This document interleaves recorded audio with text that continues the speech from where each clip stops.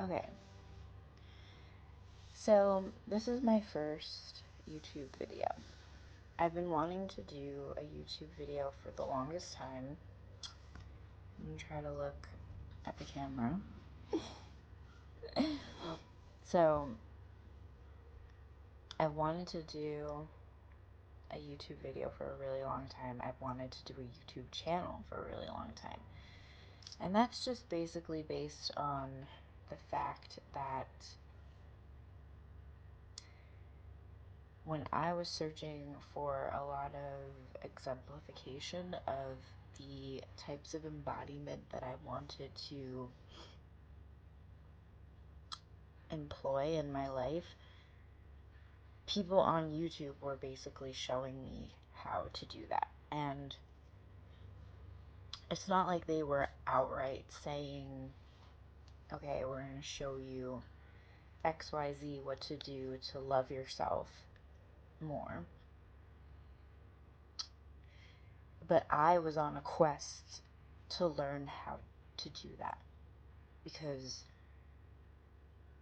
up until 5 years ago, number one, I didn't even realize that I didn't love myself. And number two, I didn't even realize how much I didn't like myself. And number three, I never realized how few models on how to love yourself that I had in my life to really show me how to do that. Whether that was from when I was a child to when I was an adult or anywhere in between. So what I really wanted to do was to create a self-love template. And that started with a writing project that is still underway. And I just always knew that I wanted a YouTube channel to supplement the writing work that I was doing. So this is very much so, maybe not a step-by-step guide, but I am going to deal explicitly with subject matter that I feel is lacking from discussion. And, you know, I feel like I'm a very niche demographic because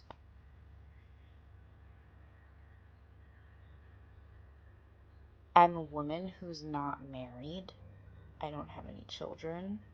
I'm single. I have a dog. I don't have a lot of family where I live.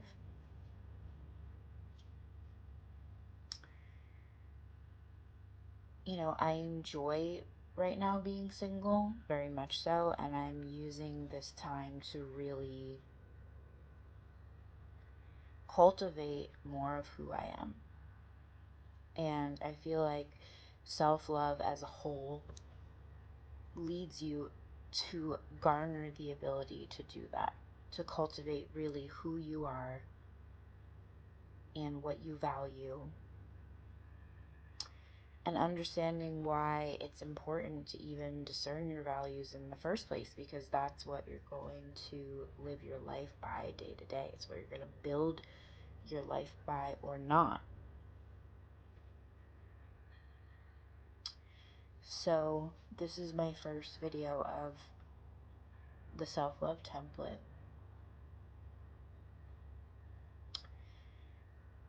I have been procrastinating doing this because of the self-sabotage and, you know, all the things that all of us struggle with 1,000,000%, right? Um, but like breaking through that feeling of imposter syndrome or whatever it is by just taking actions moment to moment, day by day, and showing up here. This is like me just doing it. That's why I'm literally here raw I kept on my background music, like, I don't even care. I'm in my pajamas. I literally had, like, barely, I don't even think I brushed my hair. I I didn't even do any skincare, like, nothing. I'm just here. I literally got done reading my Bible and knew that I had this idea in my head from a couple days ago that I just really wanted to expedite on, because I had this idea and then I had another idea. So I had two ideas for like videos that I wanted to do that came into my mind.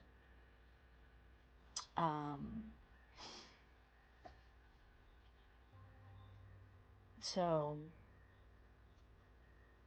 the first one, which is this one, you know, I guess I'll save the other one, is so you want your ex back. I mean, everybody wants their ex back, right? Hold on.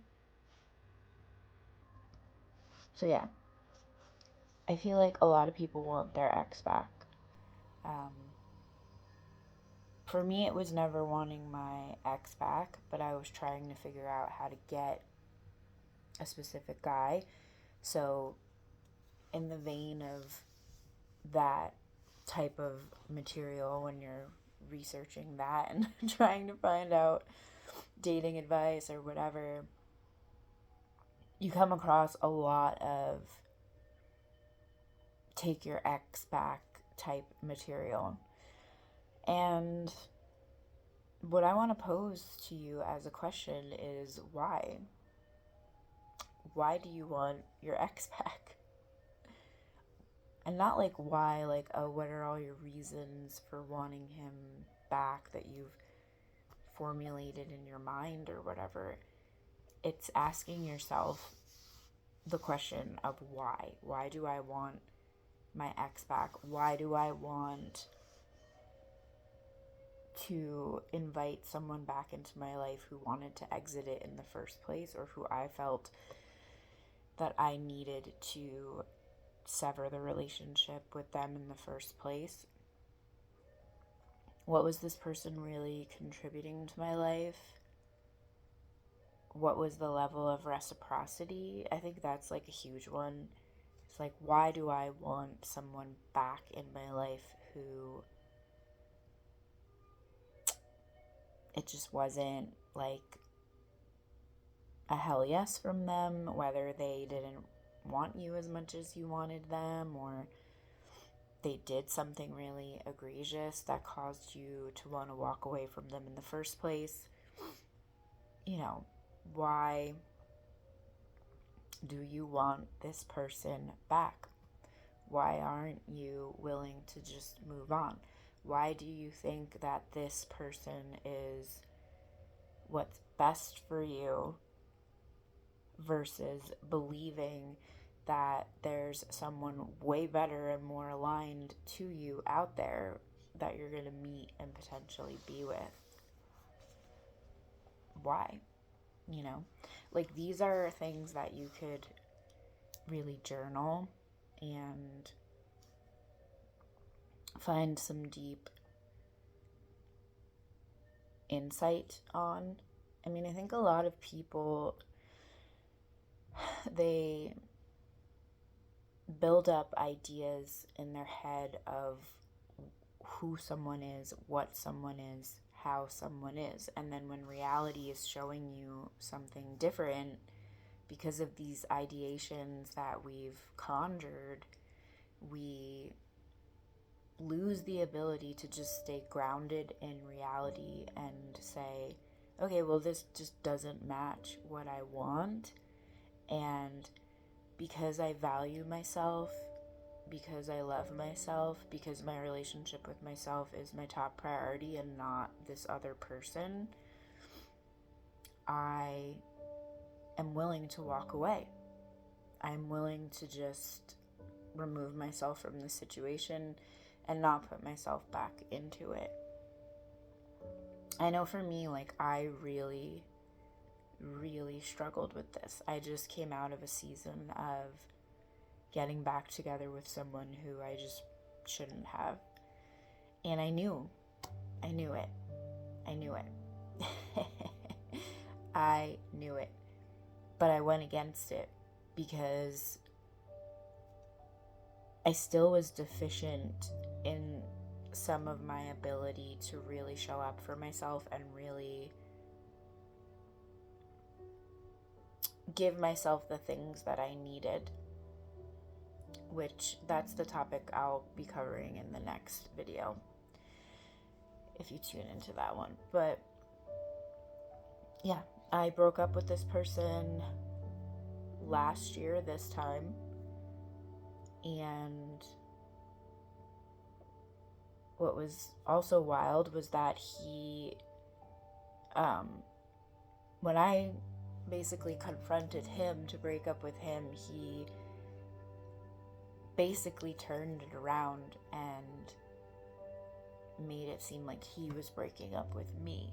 So then by the time we got back together, I laid everything out on the table, and I thought he really understood what I was putting out there. He made it seem like he did, and then it just went back to the same stuff.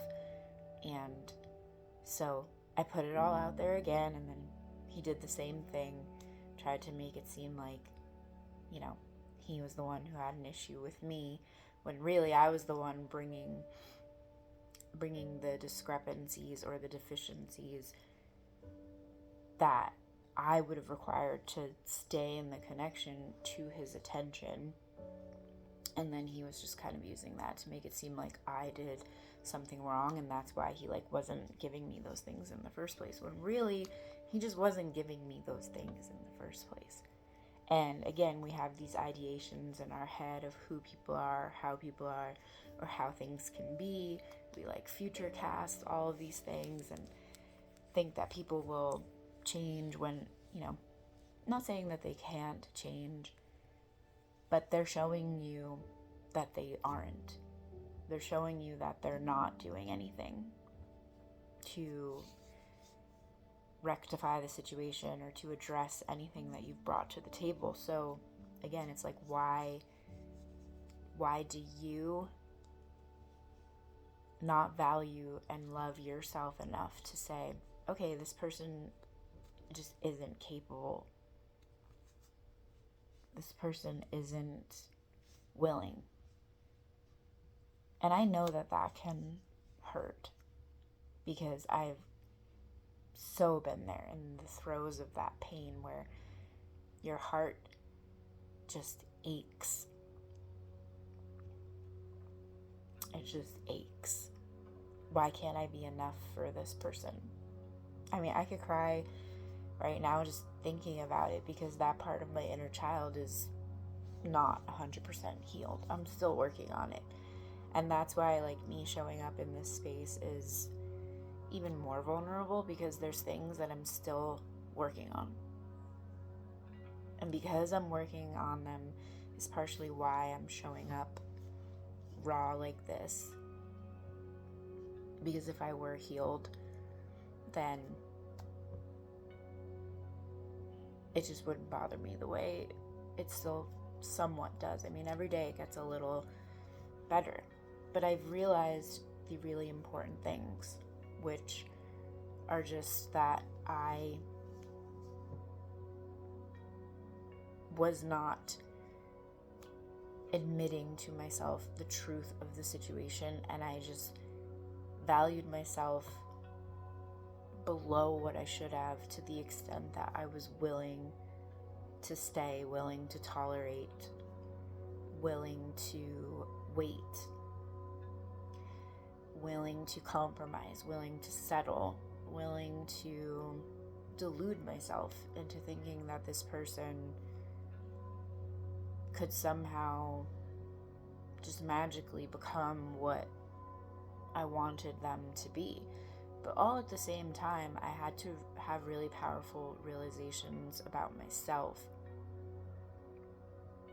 And when that pain and that ache was happening, where I just wanted them to choose me and I wanted him to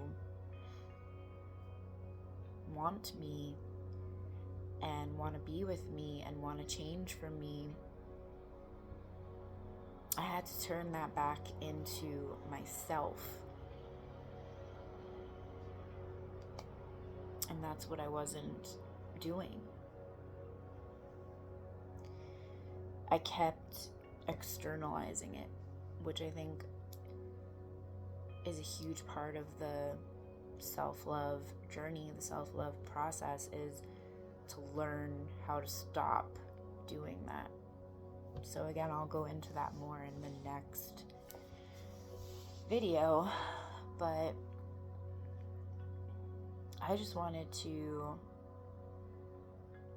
raise these questions for you to ask yourself. If you are in a position where you're grieving your ex still, or you really want them back, whatever side of the spectrum you're on. It could have been maybe a more healthier breakup, which is great, and I'm sure that person is still available for you to continue to consciously and cautiously run things by. But if it's a situation where it's a person who's just exited your life or isn't talking to you at all, or who left you with a bunch of questions, or who you're just desperately wanting back, if everybody's gonna fall somewhere different, right? Everybody's experience with this is completely different. And like I said, I've never wanted my ex back. And again, when I've gone back to people who I knew that I shouldn't have, it just ended up the way that I always knew inside it was going to end up. And whether that is a self-fulfilled prophecy or a manifestation of the beliefs that I've held in me, that's a separate discussion for a separate day. But what I'm trying to capture here is that in the realm of self-love, self-appreciation, self-acknowledgement, it's if you know a fire is going to burn you if you put your hand in it, then why do you want to keep putting your hand back there? If you really love yourself, why do you want to keep going back to something or someone who wasn't mirroring that? Or in my case, because I wasn't loving myself, I know that I was attracting men who didn't love me correctly, or couldn't love me correctly, or wouldn't love me correctly, because I wasn't loving me correctly. And everything is a mirror. So it's just asking yourself, if you know something is bad for you, if you know it's dangerous, if you know it's gonna make you sad, gonna make you, like my girl Amber Akilla always says, make you cry and throw up every day, then why do you want it back? Why do you want this person back? Why do you want someone back who wasn't choosing you in the first place? Why do you want someone back who it wasn't a hell yes from them in the first place? Why do you want someone back who you had to cajole or convince to love you properly or treat you properly or be thoughtful towards you or whatever? Why do you want to be with someone who even you felt like you had to prove to them that you were lovable or that you were choosable or beautiful or whatever, you know. You, in my opinion, should not. And again, it's not to say that people don't change or can't change, but you will know. You will know when someone has changed. And I think the first marker of when you'll know someone has changed is because you've changed inside. That's marker number one. You've changed. And so you feel completely different about yourself, number one, and about the person and their behavior. And you just see it more clearly. And it's not ruled by all these really deep emotions that stem from feeling like you're lacking the person or lacking the relationship or something like that. And number two, you'll know they've changed because it'll be more than apparent in their behavior, in their words, their actions. You'll see it. And I think for everybody that process looks different. I mean, I even have one ex who to this day tries to get back with me, and I would never touch it with a 10-foot pole in general, but I also see the ways that he is changing, but he's not changed to any extent where I would want to be with him on any level whatsoever, because I'm not seeing certain behaviors that I feel like would indicate that he's a changed man. Like, yes, I believe he feels remorse. Yes, I believe he is genuine in his words, but I don't think he's strong enough in that to behave on that change appropriately. And like I said, I think we all have ideations, idealizations,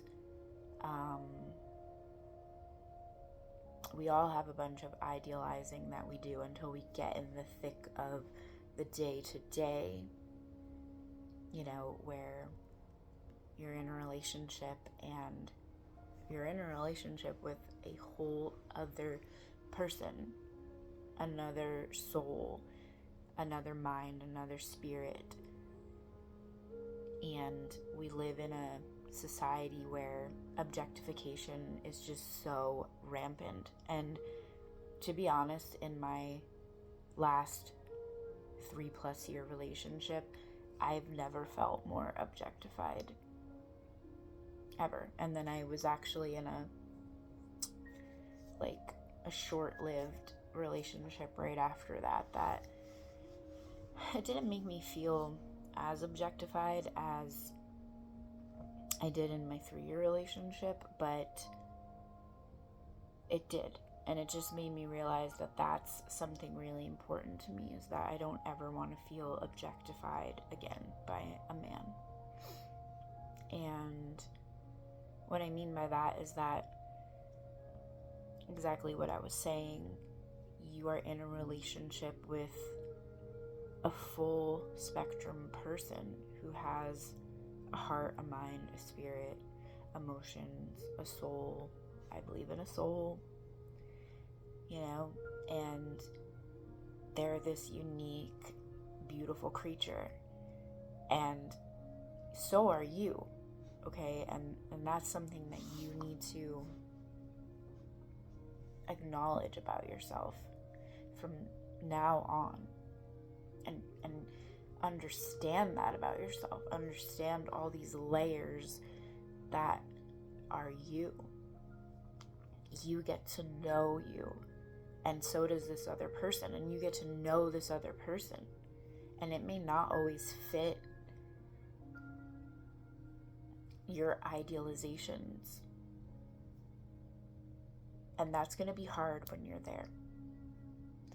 And it's going to take a lot of self-reflection. It's going to take a lot of compassion for this other person. It's going to take a lot of patience and knowing yourself really, first and foremost, to not give into the things that would sabotage the relationship, that would destroy the relationship, that would deplete the fabric of what should be there.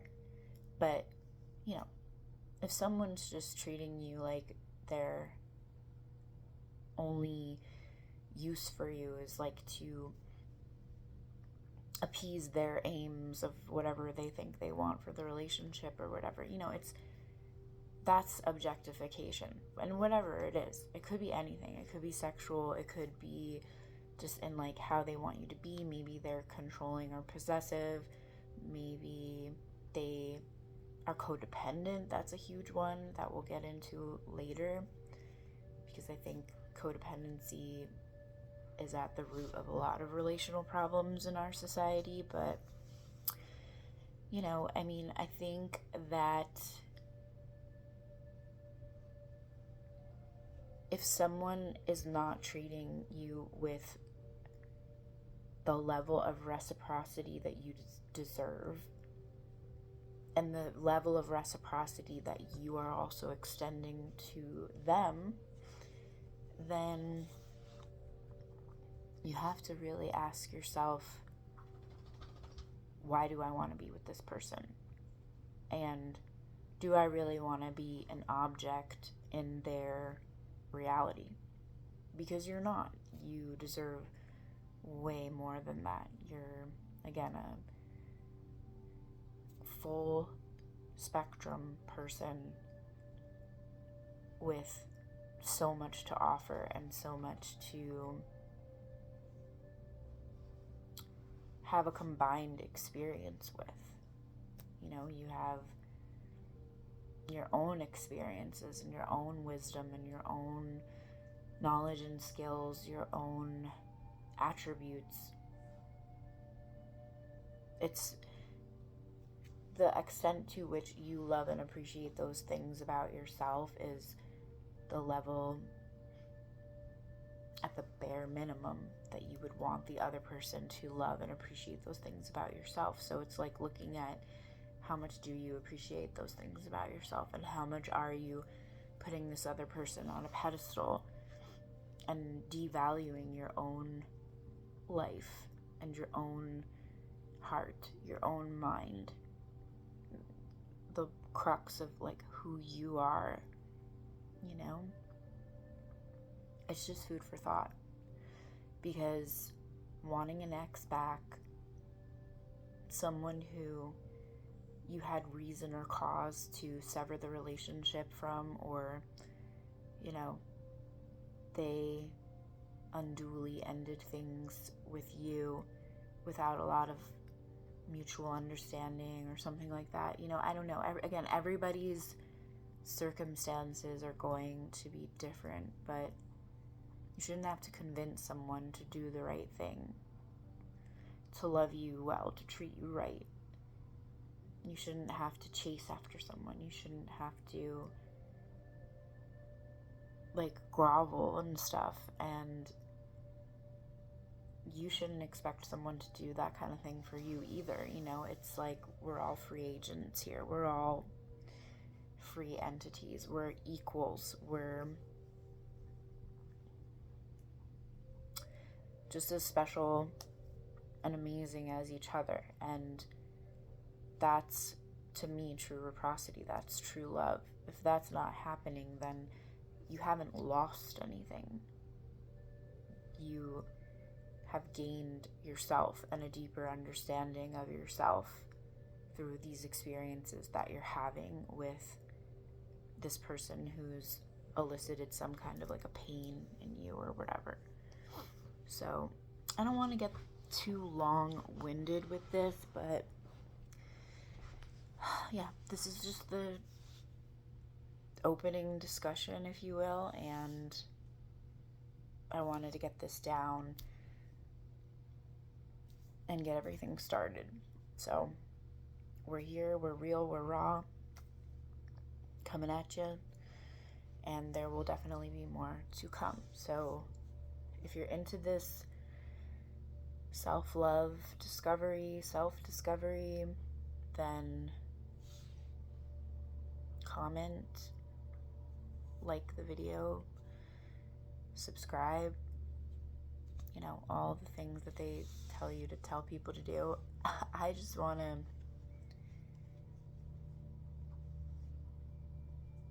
have a community here where we can talk about this stuff, where we can talk about peeling back these deep layers of understanding how to know ourselves better and how to love ourselves better, and in turn how to have more fulfilling relationships. And that doesn't even have to just be romantic sexual relationships. It's literally all relationships: familial, filial, friendship, work relationships. It all stems from in here. So I'll be back.